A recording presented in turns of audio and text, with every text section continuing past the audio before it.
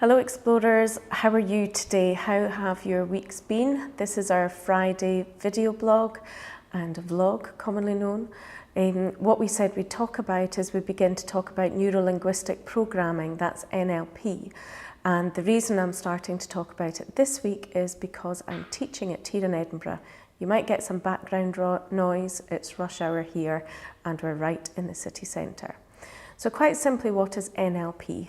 N stands for neuro, the neuro part of linguistic.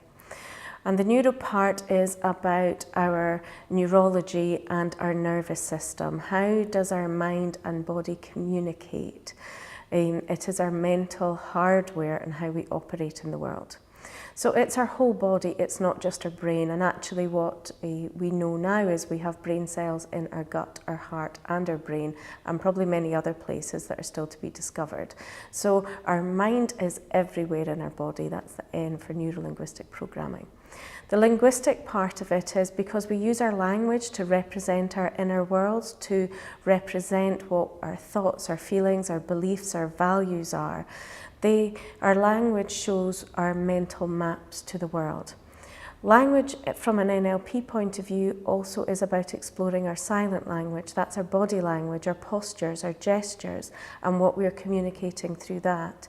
And some research has suggested that 93% of the meaning of our communication is non-verbal. So looking at what we are saying and looking at our postures and gestures together is really important, really useful information when you're working with someone in change work. The third element, P, for programming, is borrowed from computer science. It's to suggest that we are creatures of habit, we are conditioned and programmed to operate and be highly functioning in the world, and sometimes our programs are really, really useful, and actually sometimes they're not so useful and helpful.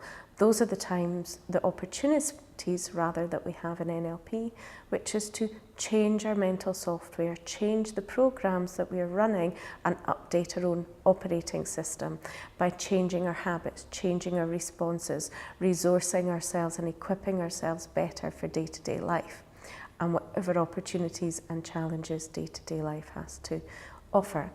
So quite simply, NLP is about the law of individuality. It's about working with an individual in their emotional and mental models of the world, because we are all so unique and our experience in the world is subjective.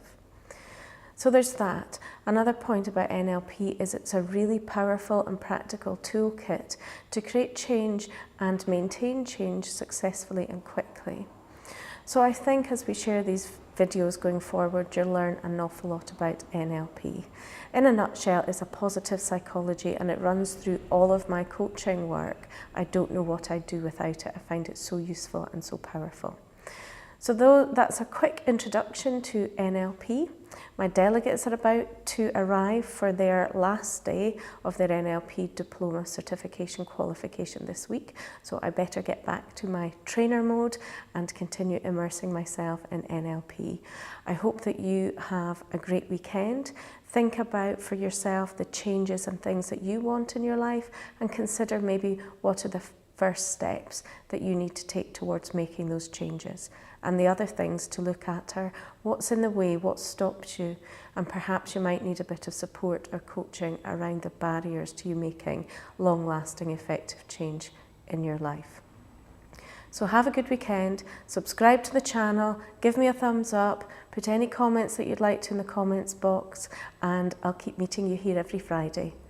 Have a good one, bye for now.